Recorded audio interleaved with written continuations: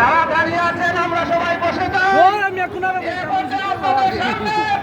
বক্তব্য নিয়ে আসছেন বারবার গাড়ির দাঁত বদলুন দৌড়াত বাংলার লাখো কোটি মুসলিমের মুসলমান শাইখুল হাদিস শাইখুল হাদিস বাংলাদেশ খেলাফত মজলিসের কেন্দ্রীয় মহাসচিব শাইখুল হাদিস আল্লামা মাহমুদুল হক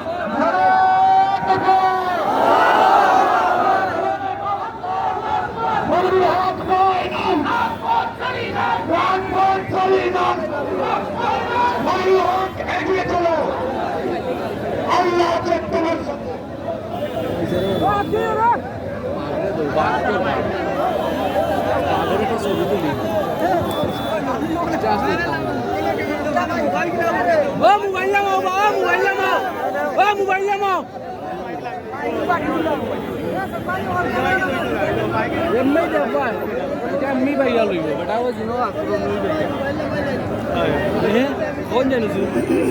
মিলব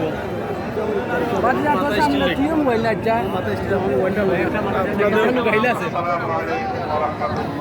ওয়ালাইকুম আসসালাম الحمد لله رب العالمين والصلاة والسلام على سيد المرسلين وعلى آله وأصحابه أجمعين أما بعد أعوذ بالله من الشيطان الرجيم بسم الله الرحمن الرحيم اللهم مالك الملك تؤتي الملك من تشاء وتنزع الملك ممن تشاء وتعز من تشاء وتذل من تشاء بيدك الخير انك على كل شيء قدير মৌলভীবাজার জেলা সভা কর্তৃক আয়োজিত আজকের এই গণসমাবেশের উপস্থিত সংগ্রামী সভাপতি কেন্দ্রীয় জেলা শাখা নেতৃবৃন্দ সংগঠনের সহযোগী সংগঠন বাংলাদেশ খেলাফত যুব মজলিস ছাত্র মজলিসের কেন্দ্রীয় স্থানীয় নেতৃবৃন্দ মৌলভীবাজারের সর্বস্তরের তৌহিদি জনতা ও সংগঠনের বিভিন্ন পর্যায় থেকে সমবেত আমার প্রিয় নেতা কর্মী ভাইয়েরা, আজ 5ই সেপ্টেম্বর বাংলাদেশ থেকে ইতিহাসের জঘন্যতম নৃশংস বর্বর অত্যাচারী জালিম শাসকের পতনের 1 মাসের পূর্তি বিগত 5ই আগস্ট বাংলাদেশের মানুষের বুকের উপর থেকে জগদ্দল পাথর যুগের ফেরাউন জালিম শাহী শেখ হাসিনাকে অপসারণ করে আল্লাহ পাক রব্বুল আলামিন এই দেশবাসীর উপর রহম করেছেন, মেহেরবানি করেছেন। এজন্য রব্বে করিমের দরবারে সর্বপ্রথম আমরা কালেমাতুশ শুকরের হাদিয়া পেশ করি আলহামদুলিল্লাহ। আজকের এই আনন্দ ঘন বিজয়ের এই সময়ে আমরা স্মরণ করছি ওই সকল ভাই বোনদেরকে স্বৈরাচার বিরোধী ফ্যাসিবাদ বিরোধী দীর্ঘ সংগ্রামে যারা অকাতরে জীবন বিসর্জন দিয়েছেন, যারা শাহাদাত বরণ করেছেন। সেই 2009 সাল থেকে পিলখানা বিদ্রোহের নামে দেশপ্রেমিক 57 জন সেনা কর্মকর্তাকে হত্যা করা হয়েছিল। স্মরণ করছি তাদেরকে 2013 সালে আল্লাহ নবীর ইজ্জতে হত্যা করা হয়েছিল। স্মরণ করছি সঞ্জিত মুফাসসিরে কোরআন আল্লামা দেলোয়ার হোসেন সাঈদী রহমাতুল্লাহি আলাইহির বিরুদ্ধে সাজানো মামলায় মৃত্যুদণ্ডের রায় ঘোষণার প্রেক্ষিতে কোরআন প্রেমিক জনতা যখন প্রতিবাদে ফেটে পড়েছিল, পাখির মতো গুলি করে শতাধিক কোরআন প্রেমিক জনতাকে হত্যা করা হয়েছিল। স্মরণ করছি তাদেরকে 2014-15 সালে বাংলাদেশে একতরফা নির্বাচন করার জন্য বিরোধী মত এবং পথের শত শত মানুষকে খুন হত্যা করা হয়েছিল। স্মরণ করছি তাদেরকে 2021 সালের বাংলাদেশের স্বাধীনতার সুবর্ণ জয়ন্তী উদযাপন উপলক্ষে গুজরাটের কসাই নরঘাতক নরেন্দ্র মোদীকে বাংলাদেশে এনে উদযাপন করার বিতর্কিত সিদ্ধান্তের প্রতিবাদে হেফাজতে ইসলাম সহ দেশপ্রেমিক সংগঠনগুলো যখন প্রতিবাদ জানিয়েছিল, গুলি করে হাটহাজারী থেকে ব্রাহ্মণবাড়িয়া পর্যন্ত হত্যা করা হয়েছিল আমার সন্তান এবং আমার ভাইদেরকে। সর্বশেষ 24 সালের জুলাই থেকে আগস্ট মাস পর্যন্ত ফ্যাসিবাদের বিরুদ্ধে ফুঁসে ওঠা বাংলার আবার বৃদ্ধ জনতা, বিশেষ করে ছাত্র জনতাকে একের পর এক শত শত নয় সহস্রাধিক মায়ের বুক খালি করে নির্মম ভাবে হত্যা করে বাংলাদেশকে একটি মৃত্যুপুরীতে পরিণত করা হয়েছিল। বাংলাদেশ একটি শোকের নগরীতে, শোকের দেশে পরিণত হয়েছিল। সেই আত্মদানকারী, সেই শাহাদাত বরণকারী ফ্যাসিবাদ বিরোধী আন্দোলনের ছাত্র জনতা, স্কুল কলেজ ইউনিভার্সিটি এবং মাদ্রাসা অঙ্গন থেকে যারা ঐক্যের একটি মেলবন্ধন তৈরি করে টেকনাফ থেকে তেঁতুলিয়া পর্যন্ত স্বৈরাচারের বিরুদ্ধে, ফ্যাসিবাদ এবং জালিমের বিরুদ্ধে অভূতপূর্ব এক গণঅভ্যুত্থানের বীজ রচনা করেছিল, তাদের সকলের শাহাদাতকে কবুল করার জন্য আল্লাহর দরবারে দোয়া করছি এবং তাদের শোক সন্তপ্ত পরিবার পরিজনের জন্য সমবেদনা প্রকাশ করছি। আল্লাহর কাছ থেকে তাদের সকলের উত্তম বিনিময়ের দোয়া করছি। আল্লাহ পাক তাদেরকে উত্তম বিনিময় দান করুন, আমিন। সংগ্রামী সাথী ও বন্ধুগণ, সংক্ষিপ্ত কয়েকটি কথা আমি আপনাদের সম্মুখে আরজ করতে চাই। প্রথম কথা হলো, আমাদেরকে মনে রাখতে হবে স্বাধীনতা অর্জন করা যতটা কঠিন, স্বাধীনতা রক্ষা করা তার চেয়েও বড় কঠিন। আমাদেরকে অতীতের তিক্ত অভিজ্ঞতা স্মরণ করতে হয়। 1971 সালে একটি মুক্তিযুদ্ধের মধ্য দিয়ে বহু মানুষের রক্তের বিনিময়ে যেই বাংলাদেশের স্বাধীনতা অর্জিত হয়েছিল, সেই স্বাধীনতা অর্জনের 1 বছর অতিক্রান্ত হওয়ার আগেই বাংলাদেশের মুক্তিযুদ্ধের স্বাধীনতার সফলতাকে ছিনতাই করা হয়েছিল।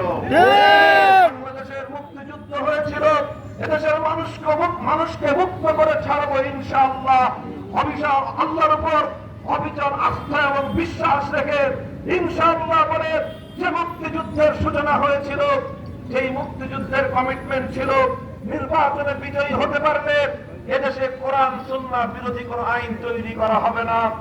এভাবে জালিমের বিরুদ্ধে মুসলিমের লড়াই আখ্যা দিয়ে ইসলামের দৃষ্টিতে মুক্তিযুদ্ধে ঝাঁপিয়ে পড়ার বিধান নিয়ে সেই মুক্তিযুদ্ধ শুরু হয়েছিল। সফলতা অর্জন করার কয়েকদিন পর পার্শ্ববর্তী একটি রাষ্ট্র থেকে প্রেসক্রিপশন আকারে লিখে দেওয়া সেই তাদের প্রেসক্রিপশন, তাদের প্যাম্পলেট, তাদের লিফলেটকে সংবিধান আকারে বাংলাদেশের মানুষের উপর চাপিয়ে দেওয়া হয়েছিল। 1972 সালের সংবিধান মুক্তিযুদ্ধের চেতনা পরিপন্থী সংবিধান, 1972-এর সংবিধান এদেশের স্বাধীনতা সংগ্রামের দীর্ঘ আন্দোলনের সঙ্গে বিশ্বাসঘাতকতার সংবিধান। সেই সংবিধানের মাধ্যমে বিগত 50 বছর এদেশের মানুষের মধ্যে বিভাজন তৈরি করা হয়েছে। সেই বিতর্কিত সংবিধানের দোহাই দিয়ে বাংলাদেশের মানুষের বিরুদ্ধে একের পর এক এদেশের মানুষের সেন্টিমেন্ট আর চেতনা বিরোধী কার্যকলাপ পরিচালনা করা হয়েছে। কাজেই সেই কথা স্মরণ করিয়ে দিয়ে আমি বলতে চাই, আজ বিজয়ের মাস পূর্তিতে বৈষম্য বিরোধী ছাত্র আন্দোলনের পক্ষ থেকে ঘোষিত আজকের শহীদি মার্চের প্রতি বাংলাদেশ খেলাফত মজলিসের পক্ষ থেকে সংহতি প্রকাশ করে আমি বলছি, হে ছাত্র জনতা, তোমাদেরকে সোচ্চার এবং সজাগ থাকতে হবে। ইসলাম প্রিয় জনতা, হেফাজতে ইসলামের নেতা কর্মী, এদেশের আলেম সমাজ, ইমাম সাহেবান, ধর্মপ্রাণ মুসলমান, আমাদেরকেও এই আধিপত্যবাদ বিরোধী, বৈষম্য বিরোধী ছাত্রদের কাঁধে কাঁধ মিলিয়ে বাংলাদেশের 5ই আগস্টের অর্জিত বিজয়কে সংরক্ষণ করতে হবে। মনে রাখতে হবে, আবার 1971-এর মতো আমাদের এই দ্বিতীয় স্বাধীনতাকে ছিনতাই করার জন্য একটি কুচক্রী মহল উঠে পড়ে লেগেছে। তারা আবার এই সুযোগে নতুন করে বাংলাদেশকে ইসলাম বিরোধী ধারায় পরিচালিত করবার পায়তারা চালাচ্ছে। ট্রান্সজেন্ডার সহ পশ্চিমা বিশ্বের অসভ্য অশ্লীল বিভিন্ন কার্যকলাপ আমাদের শিক্ষা ব্যবস্থায় প্রবিষ্ট করে বাংলাদেশে একটি নাস্তিক্যবাদী প্রজন্ম গড়ে তোলবার পায়তারা চালানো হচ্ছে। আমরা দেখেছি আগস্ট বিপ্লবের বৈশিষ্ট্য ছিল এ জাতির মধ্যে একটি অভূতপূর্ব ঐক্য এবং সমন্বয় গড়ে উঠেছিল। স্কুল কলেজের ছেলেরা, ইউনিভার্সিটির ছাত্ররা, পাশাপাশি মাদ্রাসার ছাত্ররা টেকনাফ থেকে তেঁতুলিয়ায় সকল ভেদাভেদের দেয়াল গুড়িয়ে দিয়ে ঐক্যের একটি প্ল্যাটফর্ম তৈরি করেছিল। এই ঐক্যই আগস্ট বিপ্লবের ভিত রচনা করে দিয়েছিল। কাজে আমাদেরকে সতর্ক থাকতে হবে। বিগত 50 বছর এই পতিত স্বৈরাচারী শেখ হাসিনার রাজনীতিটাকে যদি আমরা একটু গভীরভাবে বুঝবার চেষ্টা করি, তাহলে দেখব শেখ হাসিনার রাজনীতির প্রধান দুটি বৈশিষ্ট্য ছিল। 1 নম্বর ছিল প্রতিশোধের রাজনীতি, 2 নম্বর ছিল বিভাজনের রাজনীতি। 1975 সালে শেখ হাসিনার বাবাকে বাকশাল গঠনের কারণে এবং 30,000 মায়ের বুক খালি করে 30,000 যুবককে খুন হত্যা করার কারণে এদেশের মানুষ ফুঁসে উঠে 1975 সালের আগস্টের অভ্যুত্থান করেছিল। 15ই আগস্ট অনেক নিরপরাধ মানুষ, নারী, শিশু হত্যা হয়েছে। সেই হত্যাকাণ্ডের সমবেদনা আমরা প্রকাশ করি, কিন্তু তার অর্থ এই নয় যে বাকশাল কায়েমের বৈধতা বাংলাদেশের মানুষ দিয়ে দিয়েছিল। তার বাবার 3.5 বছরের নির্যাতনের পরিণামে 15ই আগস্ট হয়েছিল। 15ই আগস্টের পর শেখ হাসিনা আন্তর্জাতিক গণমাধ্যমে ঘোষণা দিয়েছিল যে জাতি তার বাবাকে হত্যা করেছে, যে জাতি তার বাবার হত্যাকাণ্ডের কারণে মিষ্টি খেয়ে সারা বাংলাদেশের মিষ্টির দোকানগুলো ফাঁকা করে দিয়েছিল, সে এই বাংলাদেশের মানুষের কাছ থেকে প্রতিশোধ গ্রহণ করবে। এটা ছিল শেখ হাসিনার 1975 সালের ঘোষণা। 1975 থেকে 2024 সাল 50 বছরের শেখ হাসিনার রাজনীতি ছিল এই প্রতিহিংসার রাজনীতি। দেশের মানুষ তার বাবাকে হত্যা করার পর দুঃখ প্রকাশ করেনি, সে দেশের মানুষের কাছ থেকে শেখ হাসিনা প্রতিশোধ গ্রহণ করেছে। মানুষকে ভারতের সেবাদাতার ফলনে পরিণত করার চেষ্টা করেছে, মানুষকে সে দেশটাকে তলবিহীন ঝুড়িতে পরিণত করবার চেষ্টা করেছে। এই দেশ থেকে হাজার হাজার কোটি লক্ষ লক্ষ কোটি টাকা পাচার করে এদেশের অর্থনীতিকে ধসিয়ে দিয়ে তলাবিহীন ঝুড়িতে পরিণত করার চেষ্টা করেছে।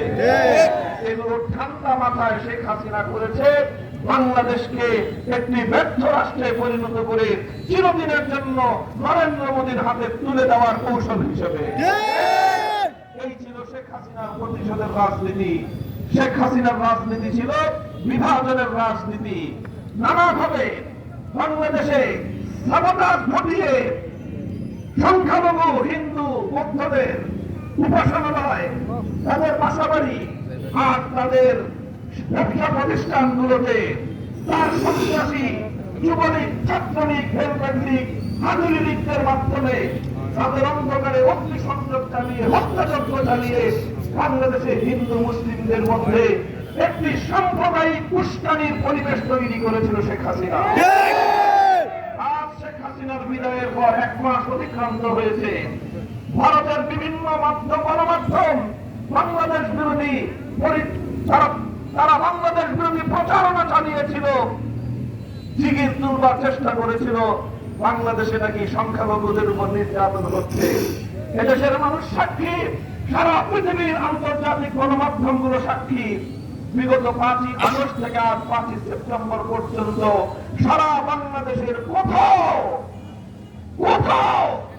একটি সংখ্যালঘু পরিবার অথবা তাদের কমিউনিটির উপর সামান্য কোনো ফুলের আচরণ পর্যন্ত লাগেনি। এদেশের আলেম সমাজ, ইসলামী সংগঠনগুলো ঐতিহাসিক ভূমিকা পালন করেছে। রাতের বেলায় নির্ঘুম থেকে পাহাড়ি করে মন্দির এবং পেগোডার নিরাপত্তা নিশ্চিত করে।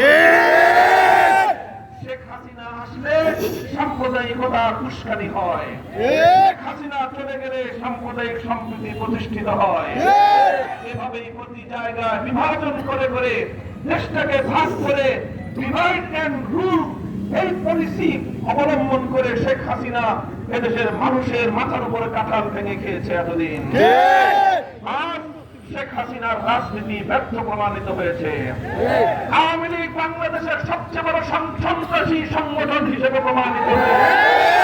আওয়ামী লীগের গুন্ডা এবং মাস্টারেরা রাজপথে গুলি করে করে আমার স্কুল, কলেজ, ভার্সিটি, মাদ্রাসার ছাত্রদেরকে হত্যা করেছে। শেখ হাসিনা এবং ওবায়দুল কাদের সরাসরি উস্কানি দিয়ে নির্দেশ দিয়ে তাদের সন্ত্রাসী ছাত্রলীগকে আমার ছাত্র জনতার বিরুদ্ধে বেরিয়ে দিয়েছে। কিন্তু দেশের মানুষ যখন দেশের মানুষ যখন রক্ত দিতে, আমাদের ছাত্ররা যখন বুক পেতে বুলেটকে বরণ করতে শিখেছে, আমার দেশের আবু সাঈদরা যখন সালিমের বুলেটের আঘাতে বুক পেতে দিতে শিখেছে, তখন এই মরণোন্মুখ শাহাদাতের চেতনায় উজ্জীবিত জাতিকে দাবায় রাখা যায় না।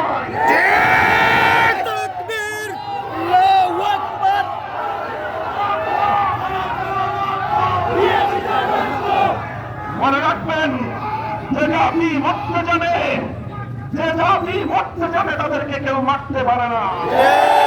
যে জাতি মরতে শেখে তাদেরকে দাবায় রাখা যায় না। বাংলাদেশের 18 কোটি মানুষ আজ যে ঐক্যের প্ল্যাটফর্মে ঐক্যবদ্ধ হয়েছে, ভারত তুমি পানের পানি দিয়ে আমাদের কাছ থেকে প্রতিশোধ গ্রহণ করতে চেয়েছিলে, তোমার উজানের সমস্ত ভাগগুলো খুলে দিয়ে আমার বাংলাদেশের দক্ষিণ পূর্বাঞ্চলকে ভাসিয়ে দিয়েছ। বাংলাদেশের মানুষ আরো ঐক্যবদ্ধ হয়েছে। পরিষ্কার ভাষায় বলতে চাই, ষড়যন্ত্র করে চক্রান্ত করে এই বাংলাদেশের অগ্রগতিকে রুখে দিতে পারবে না ইনশাআল্লাহ। আমি বলতে চাই, শেখ হাসিনা বাংলাদেশ থেকে পালিয়ে ভারতে আশ্রয় নিয়েছে। বিগত প্রতিটি জাতীয় নির্বাচনে ভারত সমস্ত কূটনৈতিক সৌজন্যতা উপেক্ষা করে বাংলাদেশের আভ্যন্তরীণ বিষয়ে অযাচিত হস্তক্ষেপের মাধ্যমে শুধুমাত্র তার শক্তি দিয়ে শেখ হাসিনাকে এদেশের মানুষের ম্যান্ডেটের সম্পূর্ণ বিরুদ্ধে গিয়ে মানুষের কাঁধের উপর এই জালিম শাহীকে আশ্রয় দিয়েছিল ভারত সরকার। কাজেই এর মাধ্যমে নরেন্দ্র মোদী এবং ভারত সরকার বাংলাদেশের জনগণের বিরুদ্ধে যুদ্ধ ঘোষণা করেছিল। আমরা বলতে চাই, আমরা জাতি হিসেবে তোমাদের চেয়ে সংখ্যায় কম হতে পারি, কিন্তু মনে রাখো আমরা শাহজালালের উত্তরসূরি। মনে রাখো আমাদের বুকে লা ইলাহা ইল্লাল্লাহর কালিমা আছে। আমার দেশকে আবার তুমি করবলগত করার চেষ্টা করো। 18 কোটি তাওহীদি জনতা জিহাদের জজ্বায় তোমাদের বিরুদ্ধে ময়দানে ঝাঁপিয়ে পড়বে।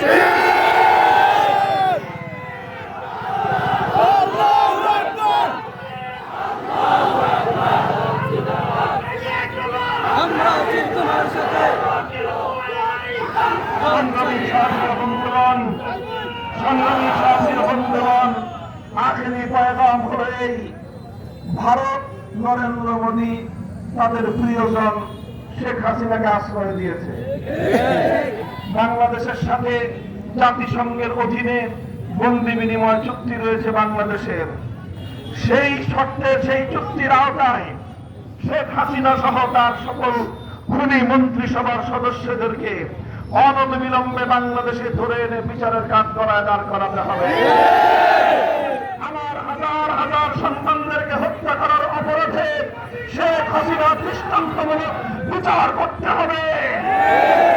অন্তর্বর্তীকালীন সরকারকে বলতে চাই, হত্যাকারীদের, খুনিদের বিচারের ক্ষেত্রে কোন নমনীয়তা প্রদর্শন করার যদি কেউ চেষ্টা করে, তার বিরুদ্ধে আমরা প্রতিরোধ করে তুলব।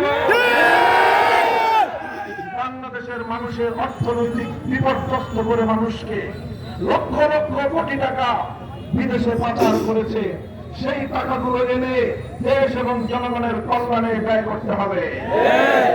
সংগ্রামী সাথী ও বন্ধুগণ, সকল বৈষম্যের বিলোপ চাই, সকল অন্যায় এবং অবিচারের আমরা বিলুপ্তি চাই, ন্যায় এবং ইনসাফপূর্ণ একটি সমাজ আমরা গড়তে চাই।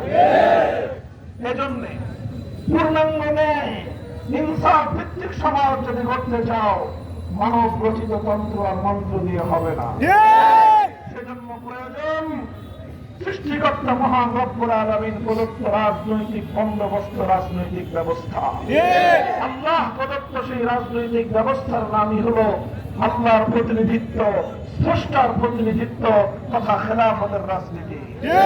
বাংলাদেশ খেলাফত মজলিস আপনাদেরকে আহ্বান করতে চায়, আসুন, অনেক তন্ত্র দেখেছেন, অনেক মন্ত্র দেখেছেন, এবার হবে খেলাফতের বাংলাদেশ। তন্ত্র মন্ত্রের দিন শেষ, খেলাফতের বাংলাদেশ।